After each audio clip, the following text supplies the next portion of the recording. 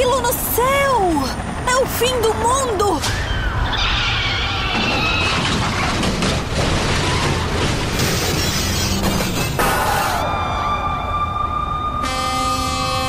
É o Homem Bengala. Homem o quê? Tá cego, cara! Sai do meio da rua! Caraca, virou um caos! Como vou atravessar? Como vou andar com a minha cadeira de rodas? Relaxa que vai ser divertido. Vamos lá, vai começar o Papo Acessível.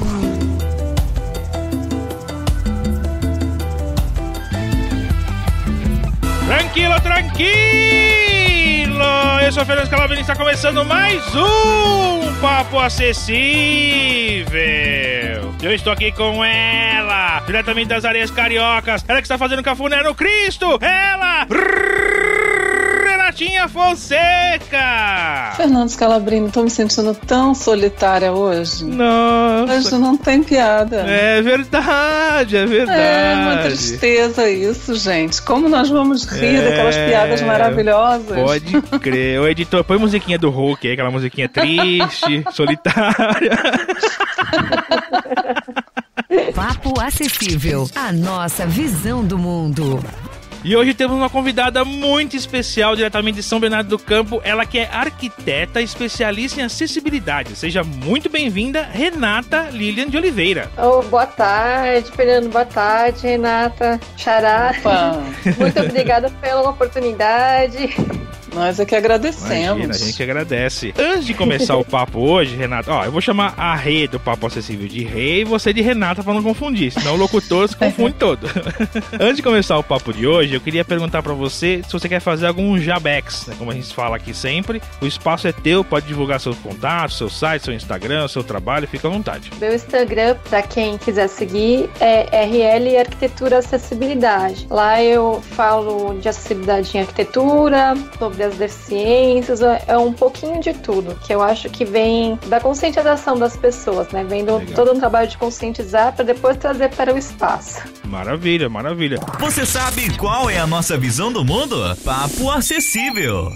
A primeira pergunta que eu te faço, você é pessoa com deficiência? Não. Okay. Não sou pessoa com deficiência, tá, né? Mas eu tenho um histórico de familiar que era pessoa com deficiência. Ah, entendi. Explica pro nosso ouvinte como que é o teu trabalho, porque o trabalho de arquiteto, arquitetura, a gente já mais ou menos conhece, mas o que faz um arquiteto especialista em acessibilidade? Um arquiteto especialista em acessibilidade, eu falo que ele tem que entender, né, as deficiências das pessoas, ele tem que se importar primeiro com as pessoas antes do espaço. Então ela tem que entender e estudar sobre as deficiências também para poder trazer isso para o espaço. Muitas pessoas resumem acessibilidade a banheiro e rampas e não é só isso, né? É verdade. Por exemplo, né, vocês que têm deficiência visual. Muitos locais não tem piso tátil, não tem um mapa braille, ou tem piso tátil errado, vocês ficam perdidos. E só quem fez teste de vivência sabe o que é isso. Centrão de São Paulo, eu fazendo teste de vivência ali, piso tátil, junto com o mosaico português. Gente, que desespero, você não consegue diferenciar. É verdade. Não foi você que fez aquele piso tátil que dá numa banca de jornal, não, né? Não. Gente, é desesperador. E quando a pessoa faz a trilha de piso tátil, de repente para, e você fica no meio do nada. É importante falar que 1/4 da população brasileira tem algum tipo de deficiência. O tipo de deficiência que tem maior número de pessoas no Brasil é a deficiência visual, e é que está sendo menos pensada. Sim. Qualquer lugar que eu vou, é difícil você ter um cardápio braille, ou ter algum tipo de celular, ou um outro tipo de acessório, que a pessoa não tem a obrigação de andar com o seu celular, com o seu aplicativo, se ela esquecer, que auxilia a pessoa na leitura de um cardápio, por exemplo. A calçada não estiver acessível, você não entra em edificação nenhuma. Se a rampa não estiver acessível, você também não entra no local. Banheiros acessíveis, mas é muito além disso, né? Certo. Vai a parte de comunicação também, né? Para quem é deficiente visual, para quem é deficiente auditivo. Realmente, é uma conscientização da sociedade como um todo, né? Em se tratando dessa parte arquitetônica, quem legisla no Brasil, ou se você quiser falar de outros outros países, quem legisla e quem fiscaliza essas normas? O que você segue para criar um projeto arquitetônico voltado para essas necessidades especiais? Tem decretos federais, né? Tem o 5296, que foi o primeiro mais abrangente, que é de 2004, mas desde lá ele já dá uma série de exigências e até prazos para as edificações se tornarem acessíveis, as que foram feitas antes do decreto, e depois do decreto já serem acessíveis. E já passou muito tempo já disso. O prazo já acabou e a paciência também, né? A paciência também. Tem a Lei Brasileira de Inclusão, que fala sobre diversos aspectos, o direito ao trabalho, o direito à moradia, direito ao estudo, em vários artigos dele. E no decreto 5296, ele mesmo já fala que deve ser seguidas as normas de acessibilidade da ABNT para tornar as edificações acessíveis. Então, não é de hoje, né? Desde 2004, gente. Quanto tempo já não tem isso, né? Exatamente. Mas você falou de adequação daquilo que já existe. Então, por exemplo, o vovô, ele tem uma mercearia, sabe? Uma mercearia aqui no bairro, tal, tem 8 degraus para subir na mercearia. Vovô contratou o seu Zé, o pedreiro aqui da rua, para fazer aqui a mercearia do vovô. Como é que o vovô vai adequar esse negócio? Como é que poderia ser feito essa adequação? Porque é um pouco mais complicado, né? Cada caso é um caso. Tem que ver os espaços existentes, tem que ver o desnível da rua até a entrada, para ver o que é possível fazer. Se é possível fazer uma rampa, se tem a escada, se é possível colocar cadeira elevatória. Ah, tá. Né? Então, assim, maleável dentro das normas para adaptação também. Não é uma coisa assim, olha, tem que ser feito assim, não dá para ser feito, então não... Porque assim, o que me dá a impressão, Renato, eu fiz a brincadeira pelo seguinte: São Paulo, principalmente, eu não sei em outros estados, né, deve ser igual, você anda nas calçadas e tal, você tem degrau no meio da calçada, né, você tem, sei lá, a garagem invade quase que a rua, você tem que desviar. Então, assim, e São Paulo, particularmente, onde eu conheço, onde eu ando mais, tem, assim, mercearias, comércios e tal, no meio da calçada ali, entre casas você tem comércio. Existe uma maleabilidade para ser adaptado isso? Ou, assim, se não seguir essa norma, não dá para fazer, então se não dá para fazer, não faz? É possível, né, em qualquer edificação que foi construída sem acessibilidade, criar essa acessibilidade, né? Porque, por exemplo, esses degraus que o Fernando falou, o cara tem 8 degraus para entrar na loja. Você não pode simplesmente fazer uma rampa em cima daquele degrau, porque tem uma inclinação. Senão a mas rampa às vezes vai não até, é possível. Ou a rampa vai ser tipo rampa de skate, né? Ou ela vai até meio da rua, né? Exato. É possível sempre fazer essas adaptações? Então, o que a gente fala? A gente esgota as possibilidades, né? A gente vê o desnível, se todos os critérios técnicos que tem da norma, se eles têm condição de ser seguidos. Senão, a gente faz uma justificativa técnica. Aí, justificativa técnica, que eu falo, é da impossibilidade técnica mesmo, porque às vezes vem gente procurar nós arquitetos e falar assim, então, não é justificativa financeira. Então, por exemplo, se você tiver que pôr um elevador em um lugar, tiver algum problema quanto à estrutura, não puder cortar uma laje para pôr aquele elevador, não tiver um outro jeito, aí é uma justificativa técnica. Em locais que não tenha permanência humana, por exemplo, é uma loja, é estoque, mas lá não fica ninguém no estoque, só sobe para pegar e não fica ninguém lá permanente. Aí poderia ser feita uma justificativa técnica. Sim. Depois que foi feita a Lei Brasileira de Inclusão, foram feitas algumas outras leis que, né, reafirmavam essa lei e facilitavam também adequar os espaços. Então existe então a maleabilidade para você fazer a adaptação dentro das normas, né? Isso, tem a Lei de Acessibilidade de Microempresas, que é do ano passado, que é a 9.405, que torna mais fácil para empresas, comércios de pequeno porte se tornar acessível, né, o seu espaço. Certo. E teve a Lei de Hotéis, ela também reafirma, né, a Lei Brasileira de Inclusão, torna mais fácil tornar acessível os hotéis. Tá, então assim, todo engenheiro ou arquiteto ou arquiteta, engenheira, hoje hoje, a partir assim, dessa lei, a partir dessas normas, da LBI, das normas técnicas e tal, eles têm que cumprir a questão da acessibilidade. Então, assim, é uma norma que todo engenheiro, todo arquiteto tem que cumprir isso aí a partir dessas normas. Mas aí eu te pergunto, você é especialista em acessibilidade. Isso é uma coisa autodidata sua ou é uma especialização realmente da arquitetura? Hoje em dia, né, porque a arquitetura ela é bem abrangente. Ela se tornou como se fosse uma divisão da arquitetura. Certo. Como tem dentro da medicina, vamos dar o exemplo, tem um clínico geral, aí depois vai ter o oftalmo, vai ter o neuro. Isso acontece também dentro da arquitetura. Tem o arquiteto que faz tudo e tem os arquitetos que se especializam. Então vai ter o arquiteto só a paisagista, vai ter o arquiteto de interiores, o arquiteto de acessibilidade, vai ter o arquiteto de sustentabilidade. Isso também aconteceu dentro da arquitetura, porque por ser muito abrangente, é muito difícil um profissional só dar conta de tudo. Dar conta de tudo, Não, eu perguntei isso porque, assim, se algum aspirante a arquiteto ou arquiteta estiver nos ouvindo, ele pode, então, dentro da arquitetura, se especializar em acessibilidade. Não é uma coisa autodidata, que isso foi um estalo teu. É uma coisa que, sim, tá no mercado isso aí. Tá no mercado e hoje a população de idosos no Brasil tá crescendo, né? Pra quem não percebeu ainda.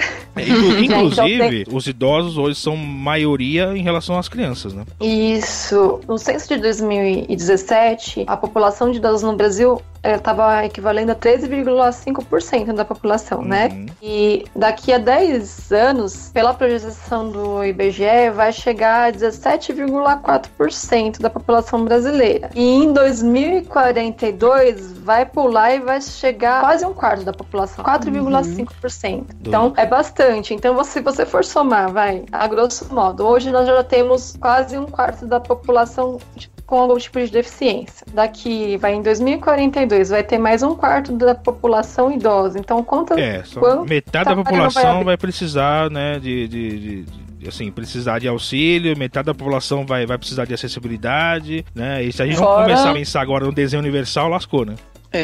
Lascou mesmo. E fora o restante, né? As eventuais necessidades, tipo carrinho de bebê, tudo. Carrinho a acessibilidade de bebê, é pra todo mundo, grávida, né? Que não consegue abaixar e levantar pra pegar as coisas. Mas, Renata, você citou a gente fez uma brincadeira aqui no início. Eu gostaria de saber o seguinte: o profissional de arquitetura especializado em acessibilidade, quando ele vai criar um projeto de construção ou adequação de uma construção à acessibilidade, o usuário dessa acessibilidade é consultado? Vocês utilizam consultoria?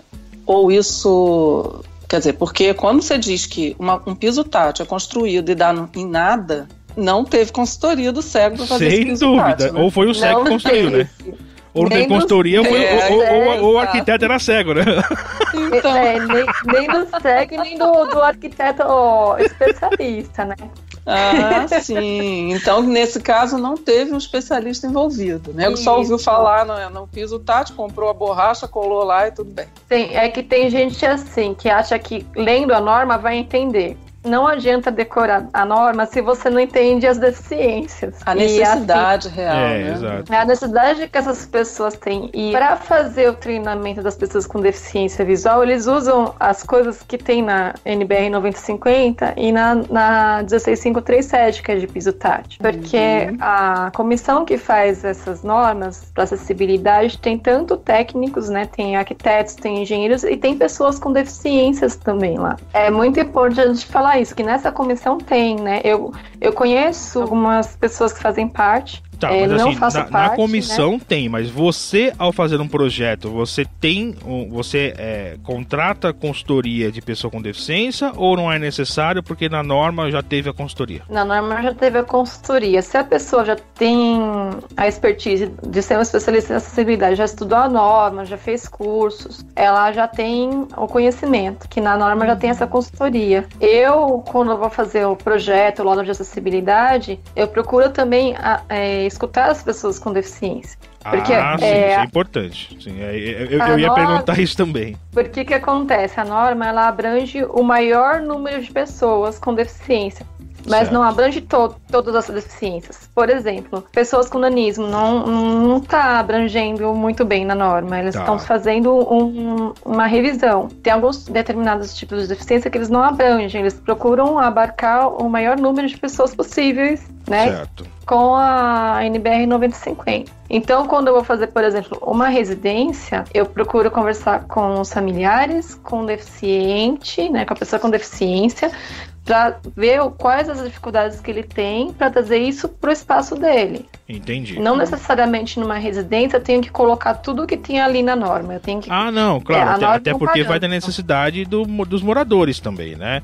Então, você citando residência, você diria que você então é mais especializada em residência do que em comércio em geral, ou você faz qualquer tipo de projeto? Eu faço qualquer tipo de projeto. Eu trabalho tanto fazendo laudos para empresas, né, laudos de acessibilidade, vistoria, projetos de adequação, como também para residências. Legal. Interessante. Papo Acessível, a nossa visão do mundo. E, Renata, eu tenho uma curiosidade em relação a... Você falou de residência, mas falando em prédios públicos, banheiros públicos. Quando a gente entra num banheiro, por exemplo, de um shopping grande, aquele banheiro grande, cheio de cabinezinhas, e tem lá sempre um banheiro... um banheiro voltado para pessoa com deficiência. E às vezes fechado. Que é para... exato. Não geral, pode fechar, que barreira de atitude, né, gente? Trancar a pessoa com deficiência, tem que correr atrás de alguém lá apertado para abrir a porta. Não pode. Pois é. Eu recomendo quando você encontrar um banheiro assim, faz xixi na porta. Pronto. Entendeu? Não, mas... dá vontade, não dá? O que eu queria saber é o seguinte: esse banheiro acessível, ele é voltado também para pessoas, ele é pensado também para pessoas com deficiência visual ou só para o cadeirante? Ele é pensado para o deficiente visual? Hoje, eles não estão pensando na maioria. A maioria tem deficiência visual. Hoje, eles pensam mais na pessoa com mobilidade reduzida e com deficiência física. A única coisa que tem para deficiente visual é que o alarme de emergência ali, né, ele tem que ser em cor contrastante com a parede. Então, se mas o vovô cego, quando o vovô cego vai no banheiro, o vovô confunde o alarme com a descarga, aí dispara o alarme e vem bombeiro, entendeu? O vovô cego não consegue ver a diferença. Arromba a porta. Tô falando isso porque eu não gosto. Quando eu tô sendo conduzida, em geral, as pessoas... Eu tô sendo ajudada por alguém do local. E a pessoa me leva naquele banheiro e eu só percebo... Às vezes você só percebe quando tá entrando, né? Tá dentro, né? Eu não gosto desse banheiro. Eu acho ele muito grande. A gente gosto. tem que investigar aquela coisa enorme. Eu prefiro entrar na cabinezinha, resolver rapidinho e sair. Mas sabe o que eu gosto? Eu concordo com você, que é grande e tal, mas eu entendo que tem que ser grande por causa da cadeira de rodas, né? Sim. Mas eu gosto por quê? Porque apesar de ser grande, como era grande, tá tudo ali, né? Tá, o lavatório tá ali, tá tudo ali. Então eu não preciso sair da cabine e esperar alguém me puxar pra pia, entendeu? Tá ali, eu já dou uma tateada também. E tá ali. Eu prefiro 1000 vezes no banheiro deficiente do que banheiro comum. Mas assim, ele é bem... Você percebe que ele é todo voltado para a deficiência física. Até porque eu acho que nós não temos, assim, nesse caso do banheiro, assim, uma super necessidade. Porque banheiro é tudo igual. Você tem Sim. Você vai na pia, você tem uma papeleira de um lado, sabonete do outro. Você vai no vaso, você vê de que lado tá o papel higiênico e tal, não sei o quê. Eu constantemente tenho problema com a descarga desses banheiros. Porque ou ela não é muito fácil de achar, ou ela é meio escondida, ou ela tá do lado do alarme. Eu falei brincando ali, né, do vovô cego, mas eu já apertei o alarme de banheiro de shopping, porque é muito parecido. Que botão que é esse aqui? Não sei, aperta, plim, plim, plim, plim, plim. Ih, caramba, não é esse, desaperta.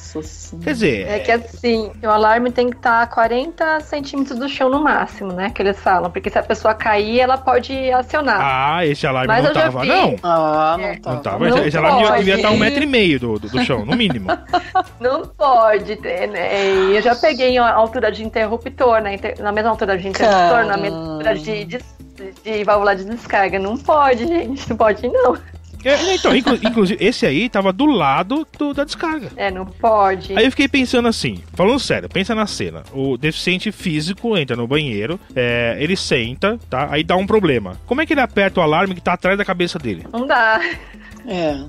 Só se você der cabeçada pra trás. Que não mexe o pescoço. Exato, né? exato. Agora surgiu uma dúvida aqui em outro podcast, e eu quero confirmar isso com a especialista. Existem alguns vasos sanitários que eles são abertos na frente, eles têm uma abertura na frente. Isso é realmente pra aquela pessoa que tem mobilidade reduzida e precisa ser colocada de frente, por isso tem essa abertura? Não, na verdade, até tem um item na norma... Errou! O locutor errou!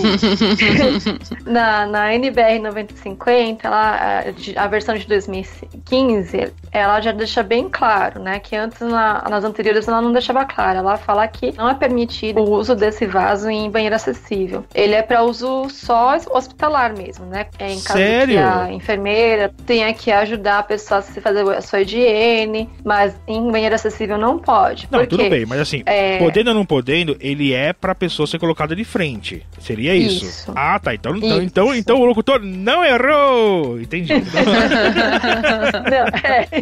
Mas assim, em banheiro acessível não pode ser usado, né? Tá. Teve acidentes sérios já, né, em relação a isso. Quando a pessoa em cadeira de rodas vai fazer a transferência, ela joga o peso, né? Sim. Ela joga o peso para alcançar as barras, e teve pessoas que prenderam as pernas nesse vão e quebraram as pernas. Então não pode. É muito sério isso. Não pode. O único acidente que eu tive com esse tipo de vaso, a primeira vez que eu fui no banheiro acessível foi lavar o banheiro, né? Porque você faz você faz um xixi e ele não vai pra onde deveria ir, entendeu? Aí você fala, ué? Aí você já deu uma ajudinha pra galera da limpeza. Exato. Mas ó, gente, agora, calma, Renata, só. Tem uma situação que eu faço parte de um grupo que tem muitas pessoas com deficiência física, e uma questão foi levantada. Eu nunca tinha pensado nisso, né? É uma coisa louca. A gente não vivencia a situação, a gente às vezes nem pensa em certas situações que as pessoas passam. Vamos supor um prédio de 20 andares, sei lá. Ele tem lá um monte de elevadores, tudo funcionando maravilhosamente bem, e tem a escada. Aí o cadeirante está lá no 20º andar e ocorre um incêndio. Você não pode usar os elevadores. Joga pela janela. Fala, vem cá, amiguinho. Vai! Tem algum projeto, alguma coisa que possa... Alguma ideia no ar para resolver isso? Não tem muito jeito, né? Assim, a pessoa fica meio dependente mesmo. Se no cadeirante a voar ou coloca um foguete na cadeira, né? O que eles falam é de deixar nas escadas de emergência área de resgate, pra a pessoa ficar em segurança, né? Pra alguém levá-la, né? Eu não entendi. É porque a escada de incêndio, ela tem a porta corta-fogo, né? Então, se for cumprido, né, a questão do corta-fogo e tal, a escada vai ser uma área segura para os bombeiros chegarem e resgatarem a pessoa. Ah, sim. Porém, a escada de incêndio seria aquela externa. Tem que prever um espaço para área de resgate. Lá na norma tá lá um espaço destinado para área de resgate, que a pessoa em cadeira de rodas ficaria em segurança esperando alguém socorrê-la. Mas o problema é que sempre tem uma anta, quando acontece um incêndio, que deixa essa porta corta-fogo aberta. Aí a escada é invadida por fumaça. Aí você mata asfixiado todo mundo que tá na escada. Tem sempre uma anta que faz isso. Tem. Né? Interessante. Renata, você acha que as normas brasileiras atendem bem ao desenho universal? Eu acho que elas atendem, né? Elas atendem bem ao desenho universal, sim. A legislação tá bacana, né? Que bom. Tá bacana. Uma coisa... Só falta cumprir, né? Só falta cumprir, né? Falta cumprir, fiscalizar, tudo isso. Exato. Papo Acessível. O que para você seria um local ideal, acessível? O que seria o mundo ideal para você? Sei lá, num prédio público, num comércio, numa residência.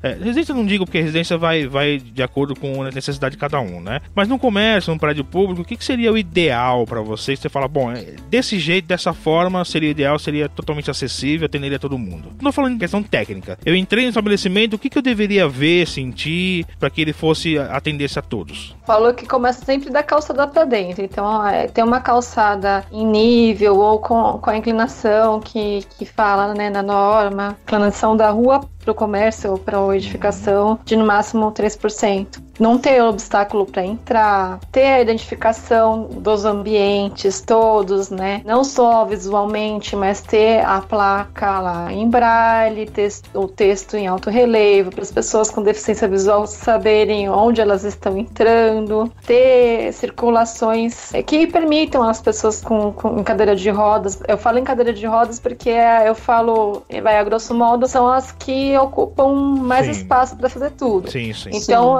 é que nem você pensando num túnel, você vai fazer um túnel para carro de passeio ou um túnel que passe caminhões exato. também. Se não fizer um túnel que passe caminhão, vai ser realmente difícil, né? Isso, aí você vai ter um gasto imenso para nada, né? Só para atender um número mais baixo de pessoas. Então, circulações que dê para pessoa em cadeira de rodas fazer suas manobras. Muito lugar que eu vou, eles esquecem de alcance visual e manual. Pensar, né, que tem a pessoa com nanismo, né? Então, balcões mais baixos vai atender a pessoa em cadeira de rodas e a pessoa que anda vai conseguir ser atendido sentado. Não adianta o banheiro ser acessível e a maçaneta tá 1,5 metro do chão, né? Isso, né? Então a gente fala que até no máximo alcance manual no máximo até 1,20 m do piso, porque aí uma pessoa sentada consegue alcançar uma criança, uma pessoa com nanismo. Então eu acho que pensando em tudo isso, então desde a calçada com uma inclinação ideal, evitar degraus, né? O máximo de rampa que você puder fazer. Não dá para fazer rampa? Põe elevador. Pensa na circulação, né? Sinalização para as pessoas com deficiência visual, né? Em tátil lá, em braille, em alto relevo, porque tem gente que perde a visão mais tarde e não consegue aprender o braille. Exato. Pensar nas pessoas com deficiência auditiva também, que tem pessoas que entendem melhor a leitura labial e tem gente que entende melhor texto. Então, por isso que a gente fala, na norma fala em princípio dos 2 sentidos, que é o que acontece no metrô de São Paulo. Para quem consegue ler, tem todo o mapa e vai aparecendo a luzinha de onde já passou, né? E para quem não consegue ler, ele fala estação Ana Rosa, por exemplo, né? Então, pensar na sinalização também, porque as pessoas esquecem da parte de sinalização. É verdade. Para encerrar, você está falando de coisas que, assim, construções, adaptações, coisas mecânicas, espaços físicos, braille e tal. O quanto a tecnologia hoje te ajuda a fazer um trabalho bacana ou não depende tanto assim da tecnologia? No meu trabalho, eu uso pouco, né? Eu sei que, por exemplo, tem pessoas que são especializadas em inclusão digital, aí vai ter conhecimento dos aplicativos todos, né? A única coisa mais tecnológica que eu uso mesmo é o computador. Tá, entendi. O celular e a tela eletrônica, né, que ajuda bastante nas vistorias, ganha muito tempo, né, e são as coisas que eu mais utilizo, assim, de tecnologias. Entendi. Tá faltando um pouquinho de tecnologia aí, então, né, assim, tipo assim, reconhecimento, beacons, RFID e tal, acho que ajudaria muito mais o trabalho do arquiteto. Claro que a gente tá falando do mundo ideal, nem todo comércio ou prédio vai usar esse tipo de coisa, assim, mas... Quem sabe quando o vovô tiver 98? Papo Acessível, a nossa visão do mundo. Renata, muito obrigado pela sua presença aqui, tá? Foi elucidador, muito bacana. Eu espero que o nosso ouvinte, seja comerciante, empresário, empreendedor, pense nisso antes de começar um negócio, né? Eu acho que não é tanto custo assim, né? Pra você fazer uma adaptação ou começar já de uma forma acessível, né? Quando nasce acessível é bem mais fácil. Eu falo que quando nasce acessível é o melhor dos mundos, porque você consegue tornar mais viável, menos custo, né? Menos gastos, porque você estuda desde o começo as melhores formas de tornar aquilo acessível, né? Agora, quando você adapta, você tem que ver o que dá para fazer. Aí, muitas vezes a solução não é muito financeiramente agradável, vamos dizer assim. Sim. É verdade, é bem mais caro, mais difícil, né? Show de bola, Renata Scalabrini. Fala, Papo Acessível pode contratar a Renata. Pode. Pra criar um mundo acessível. Olha, que beleza. Pode ser. Vamos criar aquele Second Life. Vamos ver o Second Life acessível. Então. Beleza. Valeu, Renata. Valeu, Rei. Valeu, ouvinte. Até a próxima. Ouvinte, valeu, obrigado, valeu. Beijo. Beijo. Tchau, tchau.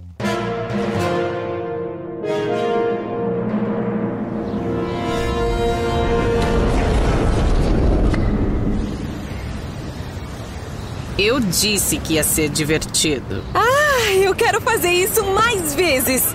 Você encontra muito mais em papoacessível.com.br. E as redes sociais? Em qualquer lugar você encontra como @papoacessível. Incrível!